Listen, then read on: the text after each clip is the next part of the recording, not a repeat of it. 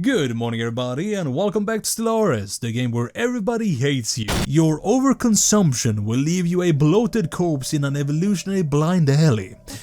Roro Reggie. The machines will inevitably betray you. See, this is why you never trust the goddamn clankers. They will always betray you. And no, that is not a slur because it was made up by Disney and they can do literally no wrongs. And the only thing you need to do in order to reach godhood is literally just not dying. Pyrex has now turned entirely magenta after his lower abdomen exploded and he's now worshipped as a deity by Gamma Shift. Originally, this video was gonna be me playing as the Imperium of Man. But as I was straddling my porcelain throne, as I am known to do, I came up with the title and thumbnail for this video and decided to do a complete 180. So instead of playing as a horribly oppressive totalitarian regime, we are instead gonna play as the most inclusive species you could possibly make in any game. A devouring swarm. And I know what you're thinking, Toby, in what universe is a devouring swarm even a little bit inclusive? Let me explain. A devouring swarm does not discriminate. They don't care if you're a fish man, a slug man, or a whatever man. As long as your ass contains biomass, they're gonna treat your empire like a reverse food delivery service. Or a restaurant if you're a fancy pants. And why stop there? If we're going to eat literally everyone in the galaxy, we might as well go all out. Which is why we also picked the agrarian trade, giving us 15% more food from jobs. How is this even possible? How much food are we making? And the organic reprocessing civic, meaning that all of our alloys are made out of people instead of minerals. I just love the fact that our massive fuck off warship are literally just made out of people. I mean, don't get me wrong, it is completely horrifying, but I love it. As usual, we began our story in a small unimportant place in the middle of nowhere. God, why does it feel like I'm that one kid that no one wants to play with because he eats worms? Okay, that sounds pretty bad, but this is actually a very good start for us. Being at the edge of the galaxy, we have basically eliminated at least one direction we can get attacked from. And that means that we can focus even more on early aggression. Now, I don't know if it's a mistake to go entirely into military tech at the start, but that isn't gonna stop me. We chose blue lasers so we can pew harder, fleet command limit to pew even more, and afterburner so we can get into range in order to pew even faster. And we're not only doing this because of our arbitrary goals of consuming the entire galaxy. When creating our species, we also chose the existential heteroparity trait, which means when we are at war with anyone, our population growth will increase by a massive 30%, which in turn will give us more of all of these things. Resources. Resources in this game might seem complicated just because there's so goddamn many of them, but it really isn't. They're just different kinds of cash that allows you to buy different things. Energy, for example, lets you buy any other resource on the open market, and it is also used to pay upkeep for things like ships and buildings. Minerals are used for things like buildings and districts, alloys are used to build ships, science is used for technology, and unity is used to buy traditions. And to get more of these resources, you need more planets, and to get more planets you need more ships so you can take them from someone else. Speaking of planets, our first colony was located on nothing less than Arrakis Prime, and I just watched Dune 2 a few weeks ago, so you have no idea how hard it was for me to change the name, but we had to because we are using the best naming scheme in the entire game. Toxoids 2. That is not an opinion, by the way, that is just straight up fact. So Arrakis became the greenhouse of plagues, which might not have been what they had in mind when they wanted things to grow. But hey, we all have to take what we can get. And we also made our first discovery of alien life. And what we discovered was very concerning. Oh no, they are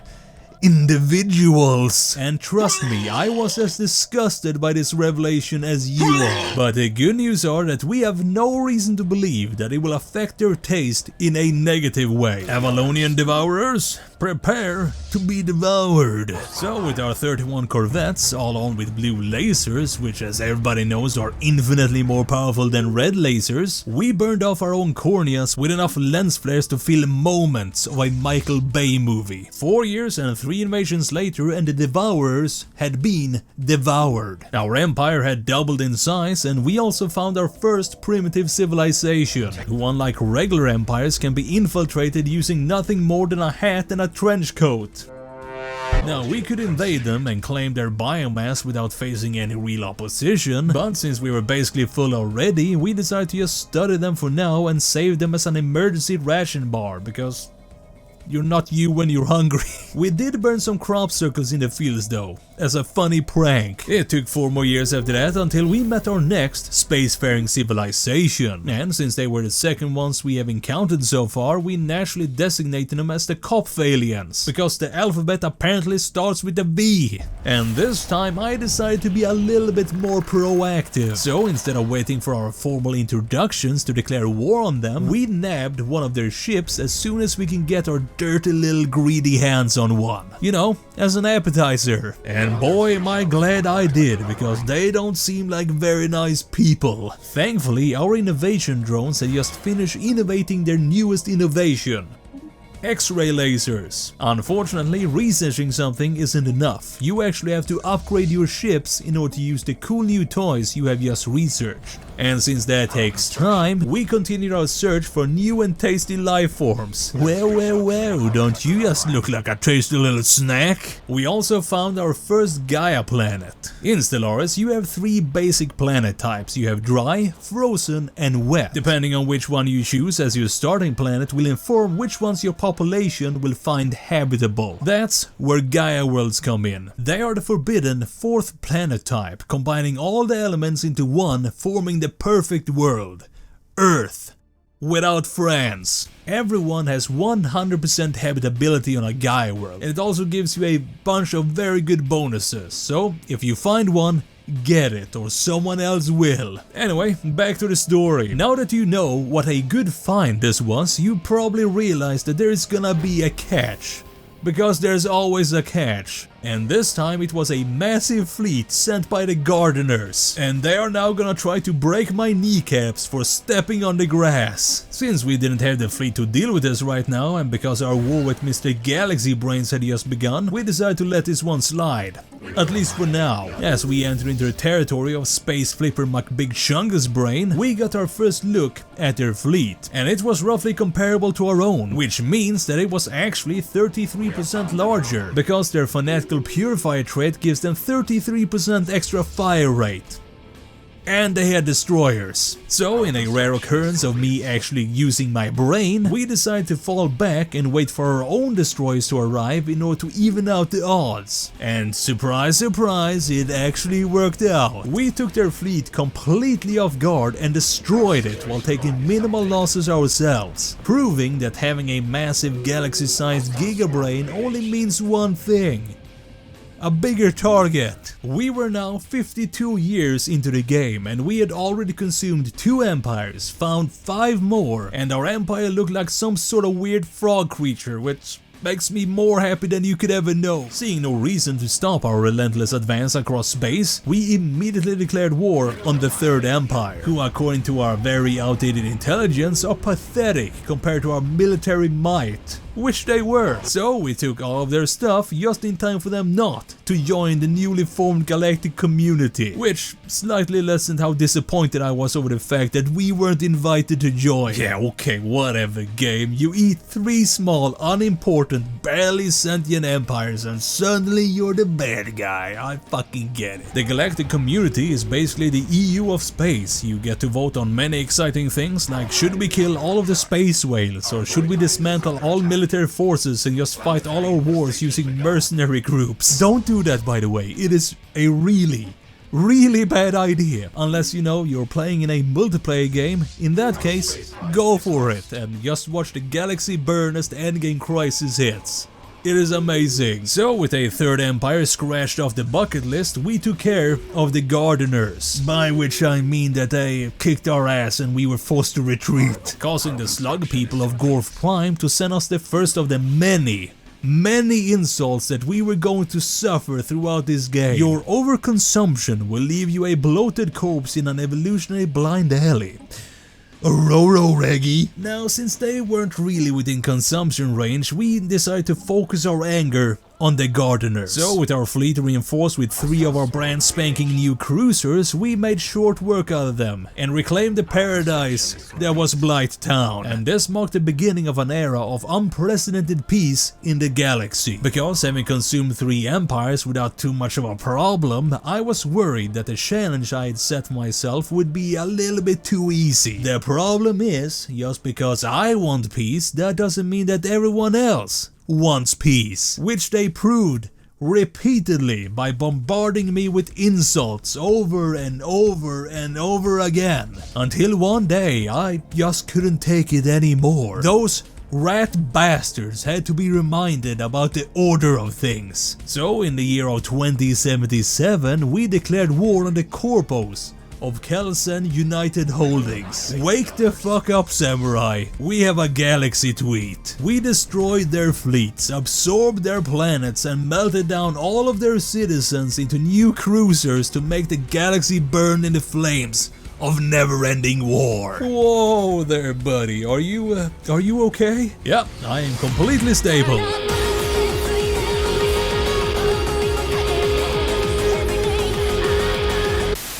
The important thing was that once more we had showed the galactic community that I'm not locked in here with them. They are locked in here with me. So, having blown off some steam, it was time to switch up the gears a little bit, because some of the brain boys had just found a small blue orb of concentrated energy in the ruins of one of the planets we had just turned into slag. They thought it might be some sort of map, but they had no idea where it leads to. So I decided to embrace the old proverb of you are what you eat, and we ate the orb in the hopes of unlocking its secrets. We can eat the orb. Yes.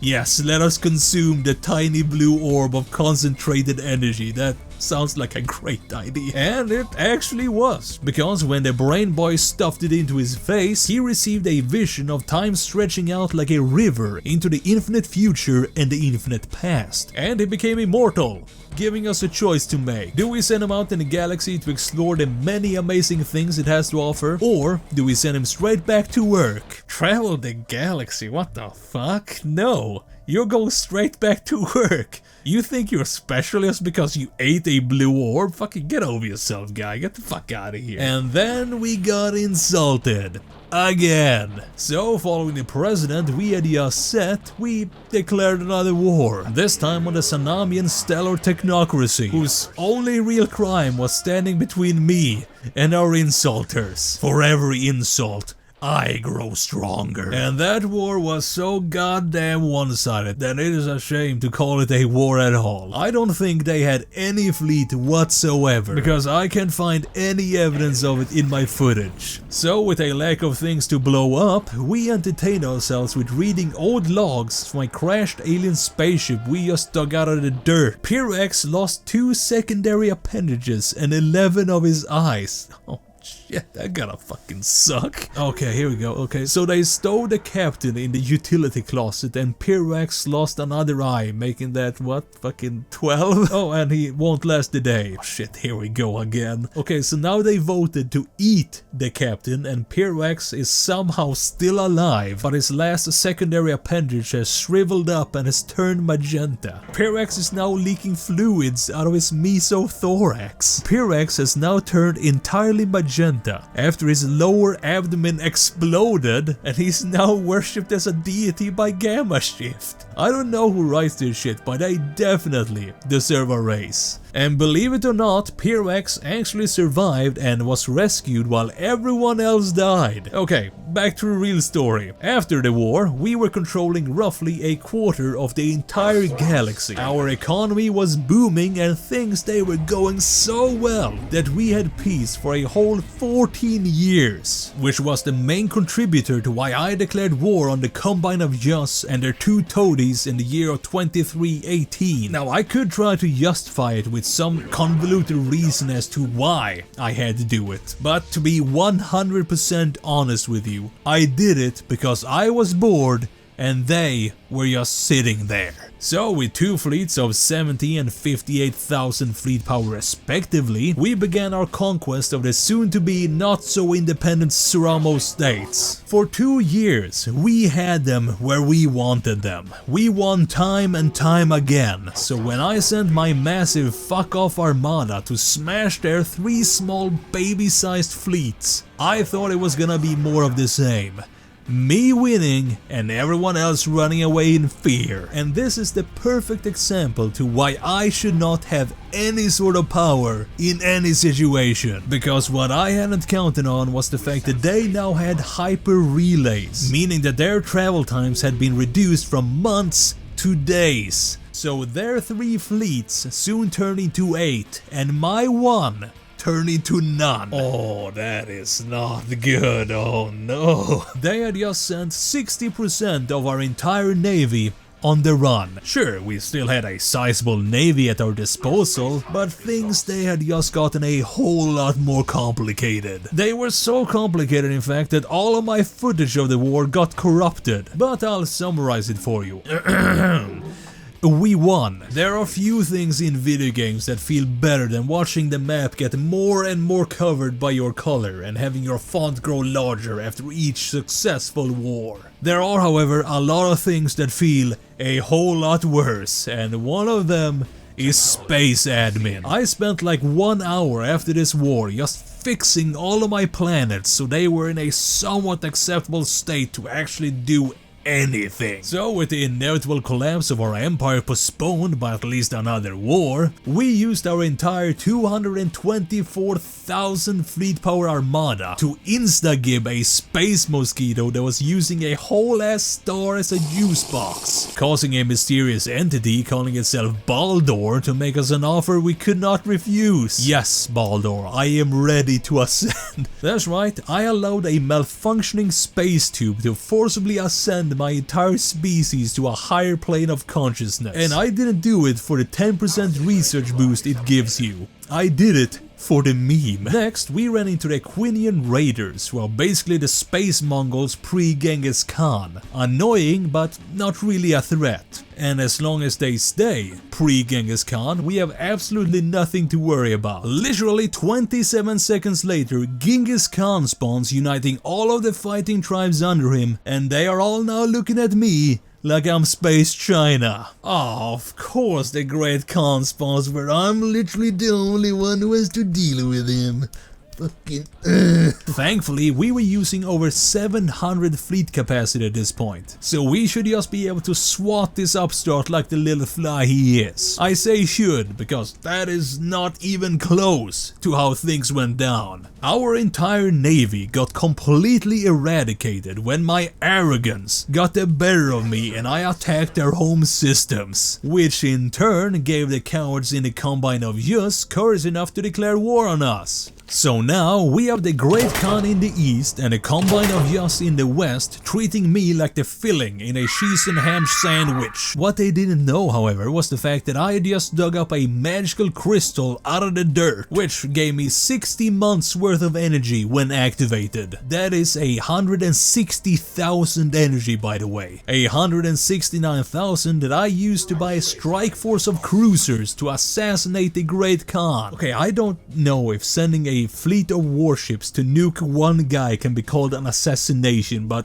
that's what we did, and we also stole his massive space share when the deed was done. So with the Khan kicked out of the war, we turned our attention to the Yus, and we spent 16 very long years meticulously disassembling their empire and making sure that they can never ever raise their hand against us again, causing our economy to go from this to this, which is very bad. Now I won't bore you with the details, we did not fix it, but we did manage to patch it up enough for us not to instantly implode. About a year after that, our economy was still very much in shambles, and the fallen empire on our southern border had just started to wake up. If they decide they want our shit, we are going to lose, and there is nothing we can do about it. So we are going to leave them alone and pray to God that they do the same to us. A few more years of very boring but very needed space admin, our sensors pick up a weird signal from deep space, the ghost signal. This means that the endgame crisis is about to start and we are going to face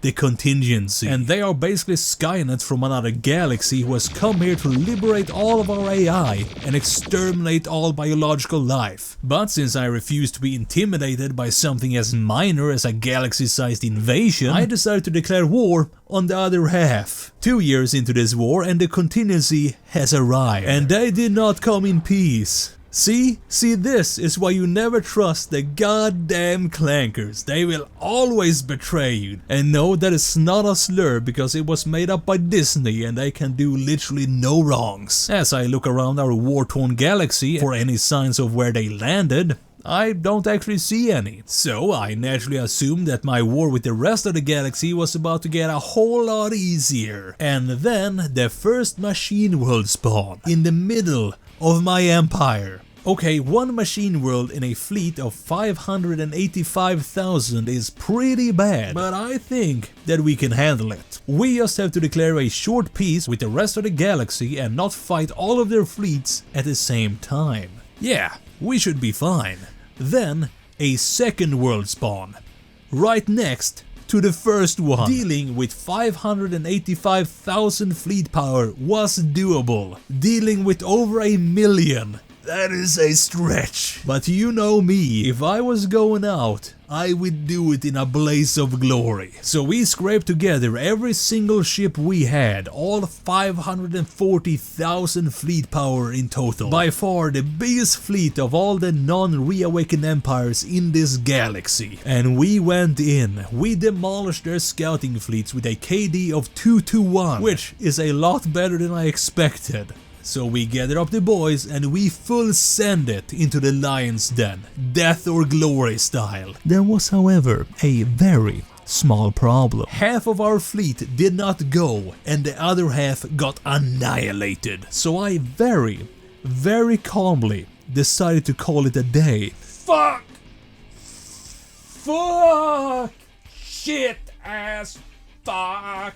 The next morning, we pulled back the remnants of our fleet and started rebuilding. And that was when I saw the most beautiful sight you could ever imagine. The awakened empire had sent one of its 377,000 fleets to attack the invaders. This was the opportunity we needed. We were going to use them as a meat shield, and no matter how it goes, we will be a winner, because whoever wins will be weak enough for me to clean up. It's a win-win for me. Thankfully the home team wins, and together we then wipe out the would-be invaders for good, officially ending the endgame crisis. Across the galaxy, sapient beings are united in their celebration of this great victory. For the moment at least, the future looks bright. And that was true.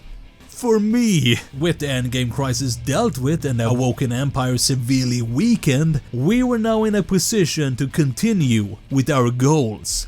Consuming the galaxy. And the first thing that we do was finishing what we had started before we were so rudely interrupted. So we sent out our fleets, and on the year of 2413 we went on the offensive against the Policemans and their little friends. Their fleets didn't stand a chance against my battle-hardened battleship armadas. What did, however, was their goddamn planets, who all had garrisons in their thousands. But that's what we got the planet crackers for. Oh, you're building massive land defenses, eh? Well, that's fine. I'm just gonna crack your planets instead. There's plenty of them floating around, so what do I care? Things were going so well that we declared a second war, this time against the slugmen of Gorf. At this point, none of the empires that are left are a threat to us, not even the awakened empire. So it was no longer a question if I was gonna consume the galaxy. It was a question of how long will it take? And the answer was